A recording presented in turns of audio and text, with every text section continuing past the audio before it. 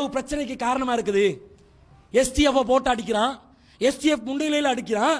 ஒரு சிங்கள சகோதரன் ஒரு முஸ்லிமை பார்த்து அவர் பேமெண்ட்ல உட்கார்ந்து கொண்டு இருக்கிறார். டேய், நேற்றைய தினம் எப்படி வாழ்ந்தாய்?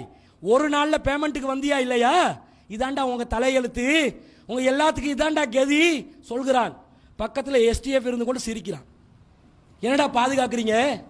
ராணுவம் என்றா நீங்க சிங்கள சமுதாயத்தை மட்டும் பாதுகாக்கிற ராணுவமா? போலீஸ் என்றா சிங்கள மக்களை மட்டும் பாதுகாக்கிற போலீஸா? ஏன் நாங்க வரி கட்டலையா? இன்னும் சொல்ல போனால் இந்த நாட்டிலே அதிகமாக வரி கட்டக்கூடியவர்கள் முஸ்லிம்கள். சதவீதத்தில் எடுத்து பார்த்தா அதிகமான சதவீதம் நாங்கள் தான் வரி கட்டுறோம். அரசு உத்தியோகத்தில் இருக்கக்கூடியவனுக்கு சம்பளம் இந்த முஸ்லிம்களுடைய வரியில தான் அதிகமாக கொடுக்கப்படுகிறது. அதை நினைக்காம எங்களை பாதுகாக்காம நீ பாட்டுக்கு இருப்பி அவன் போறானா? அங்க அந்த அந்த சைட்ல போங்க, இந்த சைட்ல போங்க, வானத்துக்கு ஷூட் பண்ணிட்டு அந்த இனவாதிகள் ஒரு இடத்தை காலி பண்ணி போக்காட்டிலும் பின்னாடி நின்று கொண்டு இருக்கிறான். கேட்டா சில அதிகாரிகள் சொல்கிறார்கள், நாங்களும் வேலை தானே செய்கிறோம், எங்களுக்கும் குடும்பம் இருக்குது, அப்போ எதுக்கு யூனிஃபார்மை போட்டீங்க? எதுக்காக அதை பயன்படுத்தினீங்க? ராணுவம் இருக்கத்தக்க எஸ்டிஎஃப் இருக்கும் நிலையில் இப்படி தாக்குதல் நடந்துச்சு. ஒரு குறைஞ்சபட்சம் நீ அவசர கால சட்டத்தையும் எடுத்து போட்டு, ஊரடங்கு சட்டத்தையும் எடுத்து போட்டு, முஸ்லிம்களே நீங்களே உங்களை பாதுகாத்துக் கொள்ளுங்கள். 26 பள்ளிவாசல் இல்ல, ஒரு மக்தப் மதரசாக அடிக்க விட்டு இருக்க மாட்டோம். நாங்க பாதுகாத்துக் கொள்வோம் எங்க சமுதாயத்தை. அப்ப விளையாடுறீங்களா? நிறைவேற்று அதிகாரம் இருக்கக்கூடிய ஜனாதிபதி அவர் என்ன சொல்றாரு? அவர் சொல்றாரு, நான் சொல்ற மாதிரி நடக்காட்டி இலங்கைக்கு என்ன நடக்குமோ தெரியாது. இப்படி பேச்சா இது? நீ ஒரு சிவில் அமைப்போட தலைவரா? நீ பேமெண்ட்ல இருந்து பிக்கெட்டிங் பண்ணக்கூடிய ஒருத்தனா? நிறைவேற்ற அதிகாரம் என்னவென்று தெரியாதா?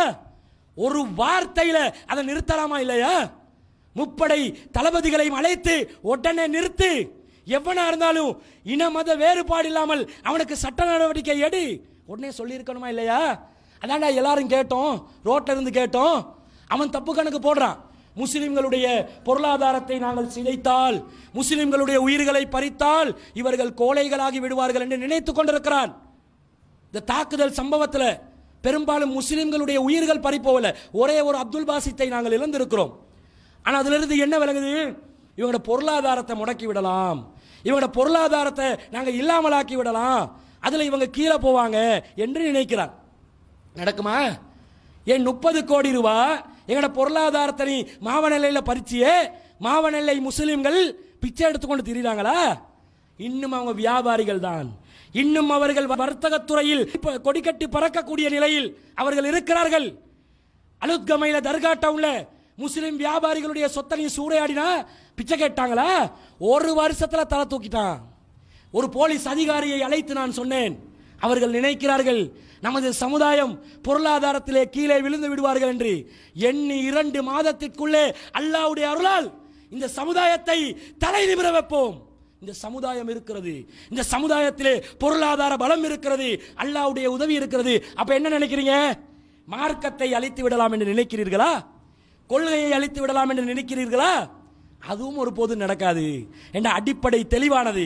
ஓரிரை கொள்கை, மூட நம்பிக்கை கிடையாது, கலப்படம் கிடையாது. அலா லில்லாஹி தீனுல் ஹாலிஸ், கலப்படமற்ற இந்த மார்க்கம் அல்லாஹ்வுக்கே உரியது, அது அல்லாஹ்வுக்கே சொந்தமானது. இதிலே எந்த மிக்சிங்கும் இல்லை. அதனால இதை அழிக்க முடியாது. அல்லாஹ் சொல்கிறான், யுரீதுன அன் யுத்ஃபிஉ நூரல்லாஹி பி அஃப்வாஹிம், அல்லாஹ்வுடைய ஒளியை தங்களுடைய வாய்களால் ஊதி அணைக்கலாம் என்று நினைக்கிறார்கள். ஆனா அல்லாஹ் என்ன சொல்றான்? வயஅபல்லாஹ், அல்லாஹ் அதை தடுத்து நிற்கிறான்.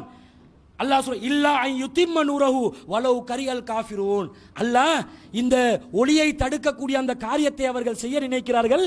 காஃபிர்கள் அவர்கள் வெறுத்த போதிலும் அல்லாஹ் அதை முழுமைப்படுத்துவான். அல்லாஹ் அந்த ஒளியை தொடர்ச்சியாக அதை பிரகாசிக்க செய்து கொண்டே இருப்பான் என்று அல்லாஹ் தஆலா குர்ஆன்ல சொல்றான். இந்த மார்க்கம் மேலோங்கும். ஹுவல்லதி அர்ஸல ரசூலஹு பில் ஹுதா வதீனில் ஹக், அவன்தான் தனது தூதரை தூய்மையான மார்க்கத்துடன் சத்தியத்துடன் அனுப்பி வைத்திருக்கிறான். லியுல்ஹிரஹு அல தீனி குல்லிஹி, அனைத்து மார்க்கங்களையும் மேலோங்கி விட செய்வதற்காக என்று அல்லாஹ் சொல்றான். மார்க்கத்திலே நாங்கள் கீழே போக மாட்டோம். அது கொள்கை, கொள்கையில மோதி வாதத்துக்கு வா, இது சத்தியம் இது அசத்தியம் என்று பார்ப்போம். சமுதாய பிரச்சனையா? எங்களிடம் தவறு இருந்தால் சுட்டிக்காட்டு, திருத்திக் கொள்கிறோம். ஆனால் எங்களை இப்படி அழிக்கலாமா? யுத்தம் என்றாத சொல்றீங்க. கரில்லா முறையில் அழிச்சா அது வீரமா?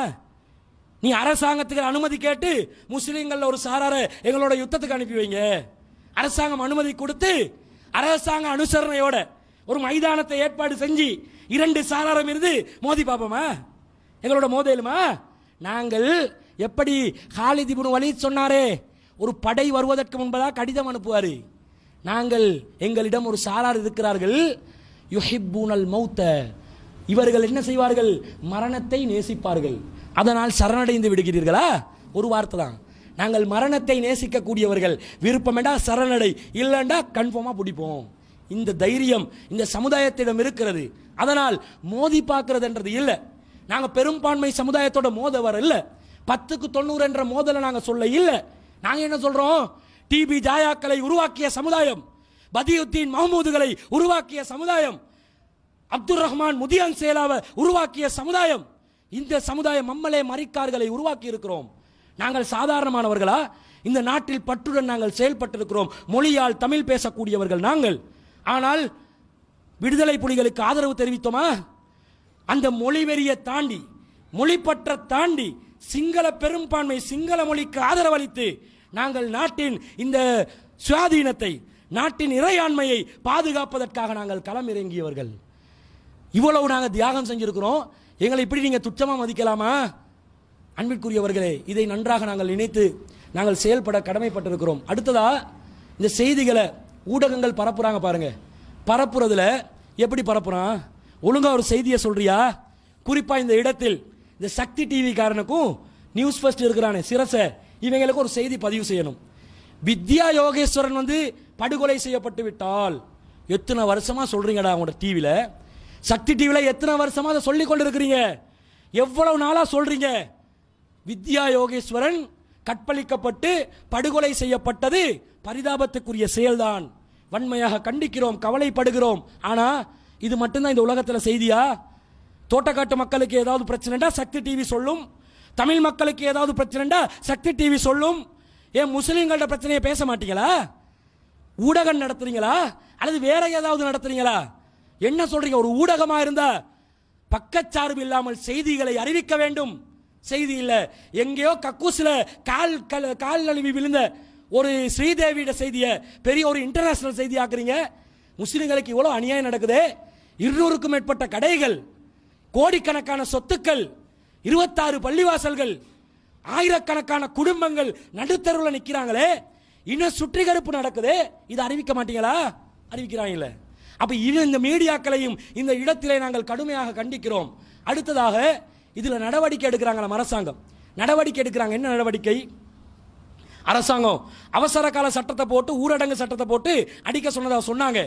இவங்க தடுமாறுறாங்க. அரசாங்கத்துக்கு அரசாங்கம் செய்ய தெரியல. பாருங்க, சட்ட ஒழுங்கு அமைச்சர் இந்த நேரத்தில் தான் ஸ்ட்ராங்கா இருக்கணும். ஏன்னா அவர் தானே சட்டத்தை நிலைநாட்டணும். எனக்கே இல்லாம நீ செய்யணும் பதவியை மாற்றிக்கொள்றான். ரஞ்சித் மத்தும பண்டாரன் ஒருத்தனை போட்டிருக்கிறான். அவன் கண்டி மாவட்டத்தை சேர்ந்தவன், ஒரு பகுதியை சேர்ந்தவனை இப்ப சட்ட ஒழுங்கு அமைச்சரா போட்டா அவன் அந்த பகுதியில் என்ன நடக்குதுன்னு பார்ப்பானா?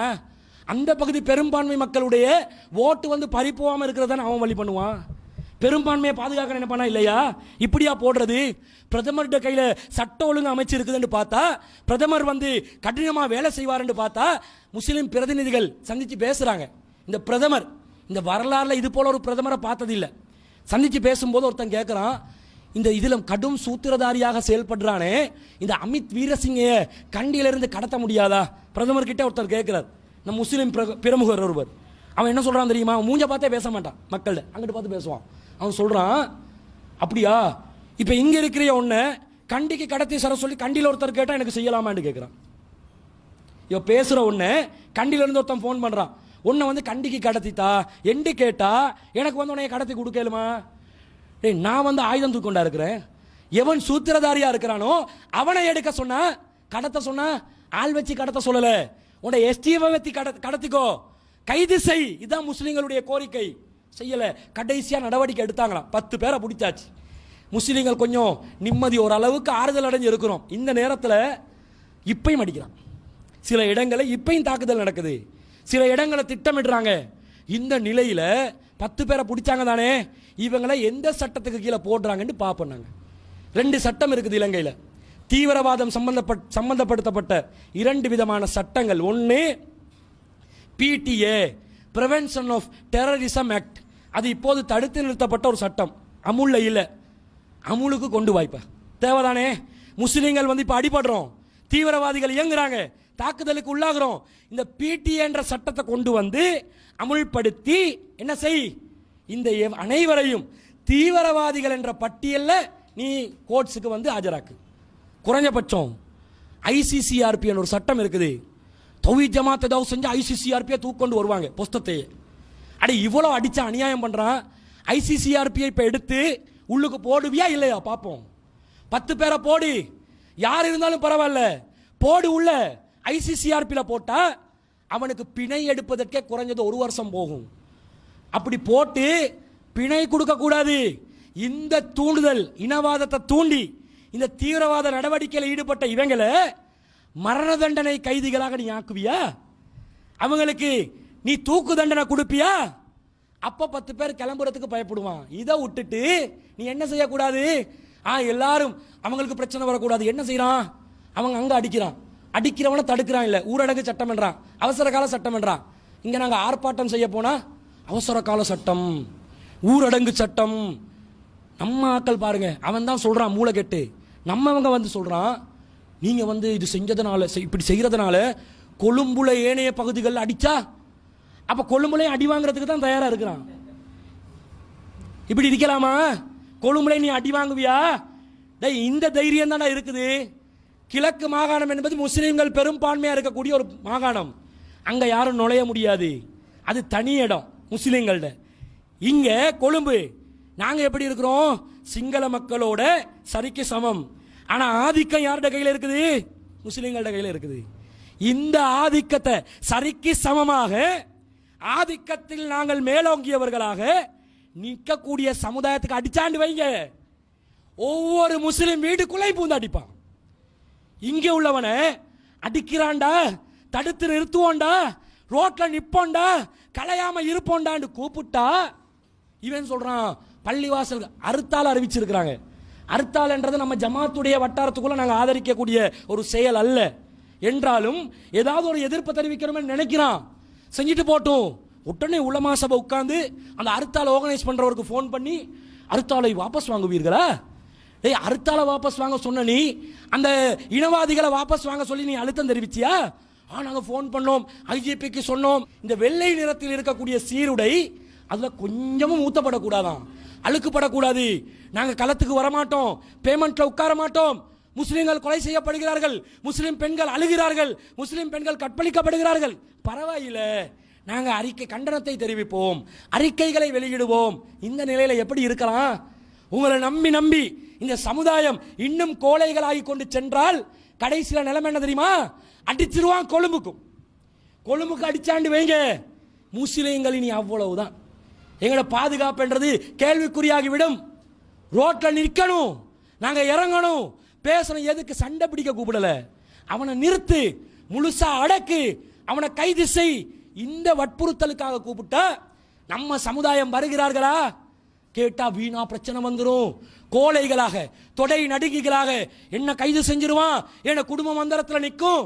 இப்படியே நினைச்சு நினைச்சு நினைச்சு இந்த சமுதாயம் சென்று கொண்டிருப்பதை பார்க்கும் போது மிகவும் கவலையாக இருக்கிறது. நபிகள் நாயகம் ஸல்லல்லாஹு அலைஹி வஸல்லம் அவர்கள் சொல்லிவிட்டார்கள், இந்த சமுதாயம் வகன் என்ற நோயில், அந்த நோயில் பீடிக்கப்பட்டு நாசமாகி செல்வார்கள். ரசூல் ஸல்லல்லாஹு அலைஹி வஸல்லம் சொன்னார்கள், யூசிக்குமுல் உமமு, சமுதாயங்கள் முஸ்லிம்களை பின்தொடர்வார்கள். அன்ததா அலைக்கும் கமா ததா அல் அக்கலத்து இலா கசாத்தியா, இரையை நோக்கி விரைந்து பாய்கின்ற மிருகங்களைப் போல, வேட்டை பிராணிகளைப் போல முஸ்லிம்களை நோக்கி பாய்வார்கள். அந்த நேரத்தில் முஸ்லிம்கள் கோழைகளாக இருப்பார்கள், முஸ்லிம்கள் செறிந்து வாழ்வார்கள், பிளவுபட்டு கிடப்பார்கள். அவர்களுடைய உள்ளத்திலே வகன் என்ற நோய் இருக்கும். இந்த நோய் இருக்கும் காலமெல்லாம் முஸ்லிம்கள் முன்னேற மாட்டாங்க. வகன் என்ற நோய் என்ன? ஹுப்பு துனியா வ கராயத்துல் மௌத், மரணத்தை வெறுப்பார்கள், துனியாவை நேசிப்பார்கள். இப்படி இருக்கக்கூடாதுங்க. நாங்களும் எடை போட்டு பார்க்கிறோம், நம்ம சமுதாயம் ஸ்ட்ராங்கா நிக்குதா, வர்றாங்களா, களம் இறங்குறாங்களா? எந்த நிலை? மந்தமான நிலை. இந்த கோழைகளாக நாங்கள் இருந்தால் அப்துல் பாசித் மரணித்த அந்த உயிர் தியாகத்துக்கு எந்த ஒரு அர்த்தமும் இருக்காது.